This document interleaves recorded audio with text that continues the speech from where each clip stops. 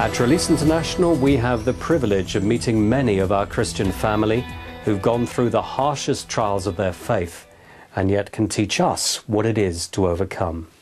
We've much to learn from brothers like Pastor Salavat Serikbayev in Uzbekistan. For conducting Bible studies and having Christian books in his home, freedoms many of us take for granted, he was sentenced to 8 years. This report from Greg Musselman of the Voice of the Martyrs, Canada. Pastor Salavat Serikbayev and his family have also faced many hardships in their devotion and service to Jesus Christ. The latest began in April of 2007 when Salavat, who pastors an unregistered Pentecostal church, was arrested in the autonomous region of Karakal, Pakistan for his religious activities. He had his 2-year correctional labor sentence reduced to a year and was assigned to cultivate plants in the desert. I was at a monthly pastors' meeting at this apartment. After half an hour, 15 or 16 policemen raided the meeting and said, "Why are you here?" Many had no passports, so everyone was arrested and taken to the police station. I was charged with illegally teaching in an illegal meeting. And they said they had 2 witnesses to confirm this. The case went to court. Salavat says these so-called witnesses were lying.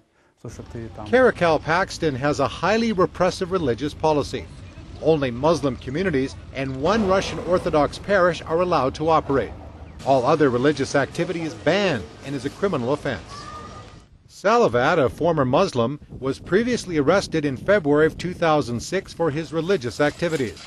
In 1999, he was sentenced to 8 years in prison for conducting Bible studies, performing baptisms, and having dozens of Bibles and Christian books in his home.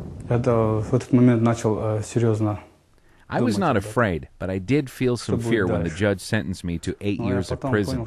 I was very scared because I had a family, including 2 children at that time. Still, I was happy to suffer for Christ. This was something I could do for Jesus. Salavat's wife, Ait Gul, was confined to her home by authorities after Salavat's arrest. Out of fear, Christians refused to help the family, and relatives rejected them because of their faith in Jesus. Their oldest daughter, Rachel, just 2 at the time, almost starved to death. I was not mad at God. I found in the Bible that man does not live only by bread, but by the word of God. Of course it was a hard time, but it was also a time of blessing. Following his return home from prison, Salavat sent out invitations to his now disbanded congregation for a church service. But no one came. So I opened the Bible and started to worship by myself.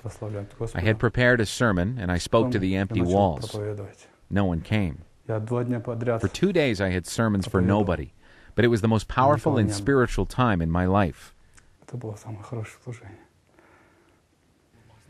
About a month later, the majority of the congregation returned to gathering together.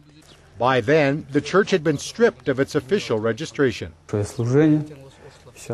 Our church is a cell church. Every cell has 3 to 5 people. There are many groups. Once a week I gather together the leaders of these groups and preach to them. I also go to the hospital with members of our church to visit the many ill people in our city.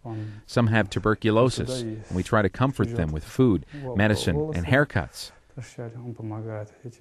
Because we have no registration, we must do all charitable work illegally. If they catch us, it would be big trouble for us. Salavat and Ait Gul now have 5 children. And in spite of the dangers they face, there is no thought of stopping their ministry. God put me here as a shepherd to care for his flock. As long as my heart beats, I will care for the flock as a shepherd. Pray for Pastor Salavat Serikbayev and his wife Ait Gul. And instead of just getting mad about the injustice, let's get down on our knees. Pray for our brothers and sisters in Uzbekistan.